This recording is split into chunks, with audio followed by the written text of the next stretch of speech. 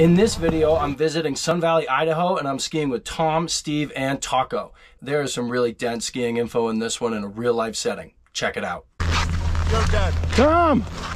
Hey! How you doing? Good. Hey, nice to meet you. Nice to meet you. All right. A little background here. I have never met Tom or Steve before. They're fans of the channel, and Taco set it up so we could ski with them for the day. I was hoping to give them a little ski dad magic and help out their skiing a little bit, while also talking skiing and having a fun time. Guy, what do you got there? New Bonafide? I'm going with a 2008 Vocal Mantra that I fully refurbished. You know, that could be another series show.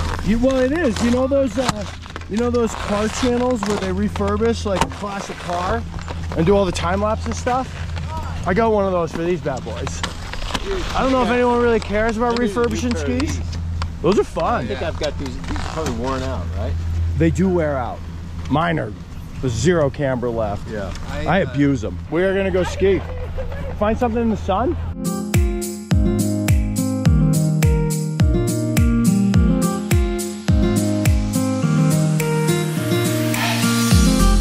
Are you doing bottom cam right now? Yeah, I'm just gonna nuzzle in right behind you. Taco is a local up at Sun Valley. He got 106 days this season, and he does a masterful job of showing you how you handle really, really steep terrain, which is what Sun Valley has to offer.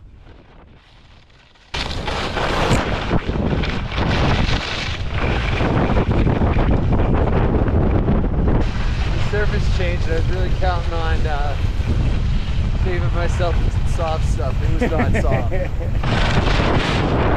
After our shredding warm-up, we went over to Sun Valley's green runs for some mellow carving, and I decided to shoot some video of all three guys so I could show it to them on the lift later, and then we could talk about what I'm seeing in their skiing and how to coach them up and get them ripping harder.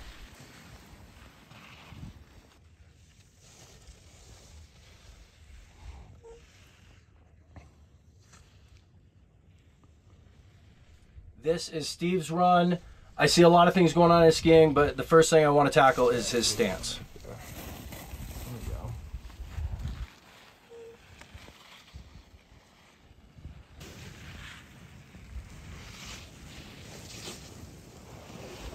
Sorry about that. We're fine.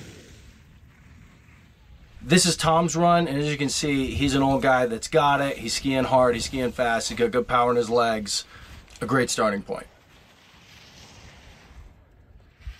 Instead of 2 runs, an hour and a half coffee break followed by lunch, and that was the end of it. An hour and a half coffee break? It was great. All right. Oh, the viz is terrible here. Sun's right at our Let's see. Here, who's first? Taco. Steve. We're skipping Taco for now. Steve next. So, Steve, stance. I mean, the biggest thing for you is stance. See how bent over you are? Yeah. Right. Like you guys stand up tall. Okay. Right. Right. I mean, you're coming up there. That's good. But here, there's no power to your outside ski. See how your inside shoulder is super dipped in and low? Like that thing's got to get up taller so you can level your shoulders. But the only way you're going to level your shoulders is by like increasing your Pressure on your downhill ski. spine. That's what eventually will happen. Oh, okay. You got to stand up tall because now that you're here, right? You can't, and you dipped here and dipped. Yeah. There's no way to get that pressure. If you go like this, Okay. now you can feel the pinch on the inside. Like there.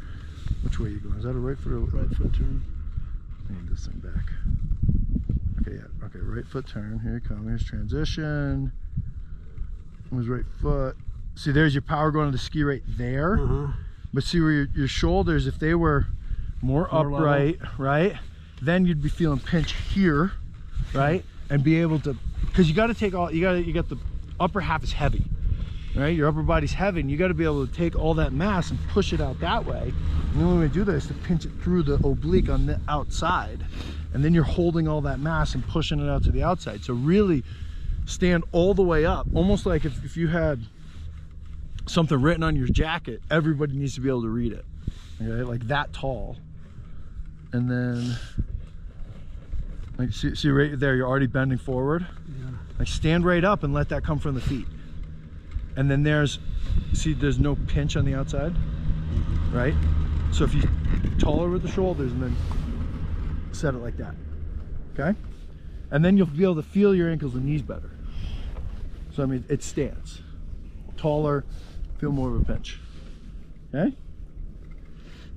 So Tom, you're skiing like super in control, balanced. It's really good.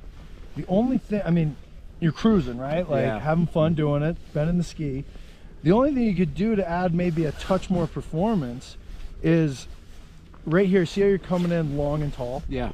Right? You want to flare the ankles out to start your turn. Yeah, just like if you can start your turn with that little flare from the ankles and knees. Like, see how right there your shoulders are in the initiation? Yeah. Right? Yeah. You want to start that, like stay here, and now you're just going ankles and knees out to start the turn. So it's starting lower half more than from the top. Right. I mean, and it's just a little thing of just kicking the heels. Like there you kick the heels there. We'll see how the body's already moving forward right there. And then so you can kick your heels out, and it's just that little flaring from the knees, right? And the way you flare, again, it's oblique. It's always core. So you just flare a little bit there, you get a little more knee and ankle roll and stay level, and then when you sink into it, you're gonna have so much more power and you'll have balance over the middle. But that's the... And your run before when I followed you was much cleaner than this. Yeah. Like, so I've seen it, like, I watched you the run before, and that was already what I had picked out. I just wanted to save it for the video. But there it is. Okay, Taco, let's look at Taco. Mr. Casual. Yeah. We can stop him. Oh, I can't watch it. Can't see it? So here's his ankle knee flare. Like, see how the ankle and knee are going, like right there under him? Yeah. And he's on one foot doing it. But no, his shoulders, I mean, they're moving down the hill, but they haven't tipped in yet. So it's definitely coming lower half first. And right there, right there. It's ankle and knee first. And then he drops the shoulders all the way up. So we got a real good friend who actually top ski racer, junior nationals. He wasn't ski team, but he old style. He quit skiing for 15-20 years, and he still lifts his inside leg on every single turn. Yeah. But how do you get the power of both skis if you're doing that? You're not getting the power. You don't. Why do you need the power of both skis? You want the power of the outside ski. But how do you roll? You're only rolling one ankle then if your ski's actually as long as when ground. that inside foot, when it makes contact, still tracking with the outside ski, you're fine. Yeah, you're gonna land it, right? You go ankle and knee, outside foot. You've lifted this one. You gotta land it matched. Right, but it's not important for the turn. No. Not at all. If anything, I think it's a positive thing, because then you know your platform is established on the outside foot, which is that's the ski that needs to bend. The inside ski's only tracking, so it doesn't ski up underneath the outside. Yeah, ski. you got to get it out of the way because you're working the outside ski. Right. But I just thought the way the skis were designed, just forward pressure, roll the ankles, and they're both supposed to go around. That lift gets a knock. Like, people complain. I do it sometimes too. James does it. Like, if you want to do roundhouse slope, lower canyon, should be good. Oh yeah, let's see that. That inside ski lift gets a knock, and I don't think it's fair. Like, I don't think it matters. I've been all over him, and, because he's. But. Well, you know what's really interesting? Like, you watch Downhill Ski Racer in 1968. Robert Redford's out skiing with the Swiss ski rep from Machette, and he has the moment where he goes, "See, when you're doing it right, all the pressure's right here." Even in 1968, that's still relevant. It's still exactly the same. And I even think like Warren Miller back in '85 had the film Learn to Ski Good with the national demo team. All of this stuff, skiing did not change all that much. No. All you're doing is making sure the inside ski tracks with it. No, we tried too hard for too long to ski like Bodie, then we tried to ski like Ted, and we've gotten all garbled that skiing is this like pure carving, long-legged extension, blah, blah, blah. You see that picture I have of that The truth of the matter is, downstairs, no, next to the toilet? I don't Hey, look at that picture. It's think it's the picture. Of Redford? Huh? The one of Redford? No, it's not Redford. I think it's Dick Durrance or something. Oh. But it's a picture of him skiing here in 1936. Look at that picture. Okay. Not a lot's changed. Yeah, no, it hasn't. And Yeah, it We're turns out so- nobody's understanding before the shaved ski was very good to begin with. That's what we found out. yeah. That's interesting. You said we all tried to ski like Bodie, and then we all tried to ski like Ted. Yeah. And the Well, only and all one we You're did was better end off up trying to ski confused. like Ted. and the only one it worked for was Tommy Ford. Yes. And that's all we've produced since we've been trying to ski like Ted is Tommy Ford. Meanwhile, we got River Radimus, who came up, and he'll say it himself, he had a world-class stivet that everybody complained about. So we like broke the winner down. All he did was win everything. So we like broke him down to make him look something. And I like the way he skis. I love the way he skis. He runs that power schmear into the top of every turn, but Yeah. everyone just complains about it. For the record, I'm a huge River fan and hope to see him on the World Cup podium soon. Ankle knee flare. Watch where he does it. Ready? Ankle knee. Ankle knee. Initiation's right there.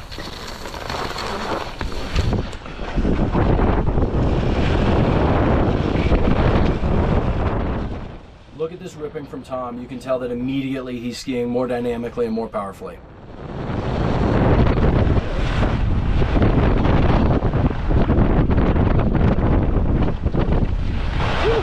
Whoa!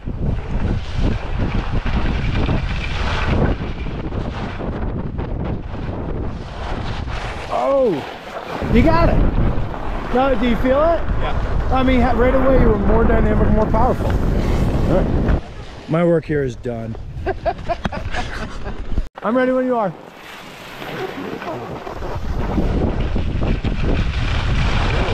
Oh, it's ankle flexion. That's better. Now in this section of skiing, I'm able to really diagnose Steve's bigger issue, which is his ankle flexion.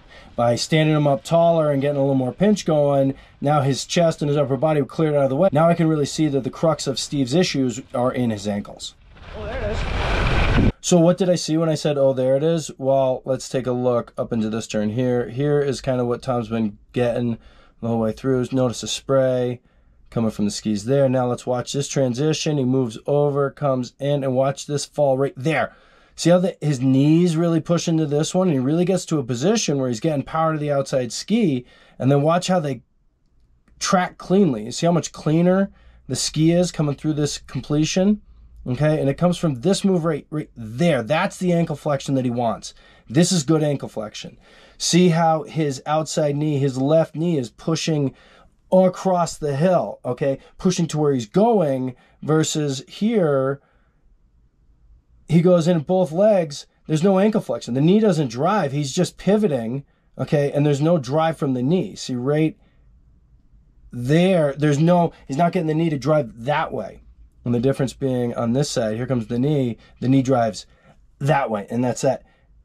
You can see him settle into it. See the settle in? Like his shoulders aren't necessarily dropping down, but his whole body's, boom, settling into the boot, getting on the platform, and then standing and riding a stronger ski across the hill.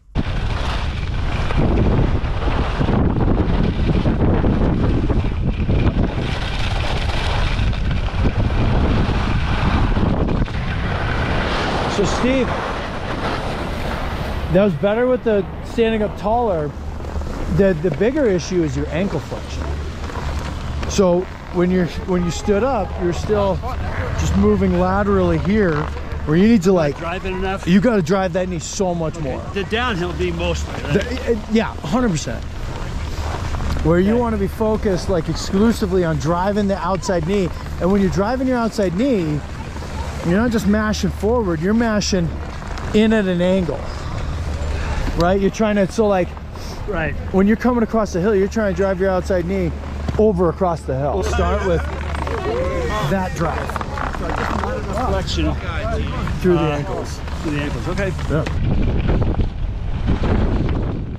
Here is Steve going across the cat track on the next run, and you can clearly see that he's pushing more into his ankles and he's getting more out of it, and then he's feeling it, and this could lead to good things.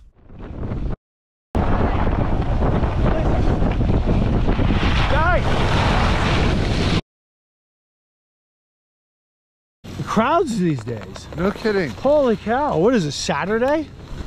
This Saturday morning at a premier ski resort. On a sunny day.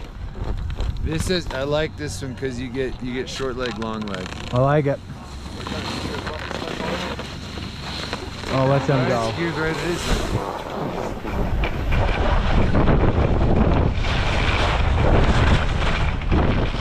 This is more great skiing from Taco. Now let's break down what he's on here. This is an extremely steep pitch. It's really steep. The snow is fairly firm. He's on a 9,700 foot Bonafide, but he's keeping it going. He's keeping himself in the game the whole way down. He's always connecting, knees and ankles across the hill, strong body position every turn. I mean, you can't take anything away from it.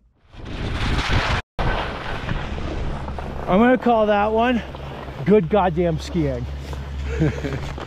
Okay, I got no ability to feather. I'm not sure where the middle of the ski is. I think I'm good. It could be anywhere. Could be anywhere. Not to make excuses, but my refurbished Mantras were skiing like shit.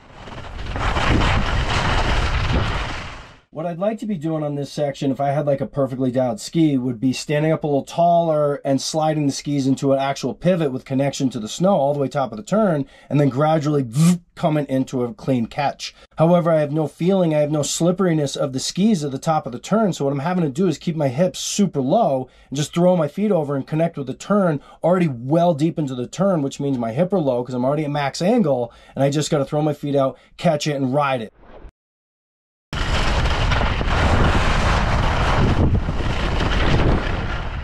I do get it together down here, and I feel good about these.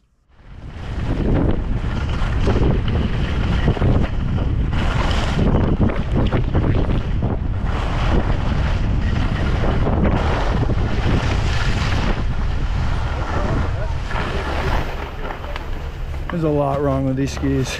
You think base bevel? My base edge is just tight. Like I need to gummy or diamond it and just beat it into submission. Because right now it's owning me.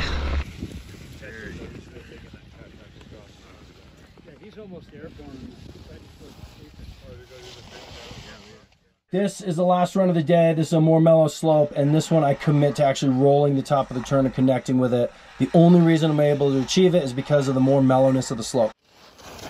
All right, we found it. That concludes the morning shred with Taco, Steve, and Tom. I am inside. I'm going to swap skis. I'm picking up the boys. Dylan, you ready to go skiing? I thought you wanted to go skiing, dude. Come over here and yell, I want to go skiing to the camera.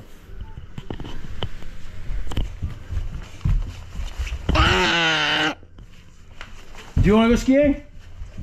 I want to go skiing! Time for family shred. Thank you for watching this video. If you saw anything in it or have any questions that you'd like clarity on, please put them in the comments below. Please like, comment, subscribe, and most importantly, keep shredding out there.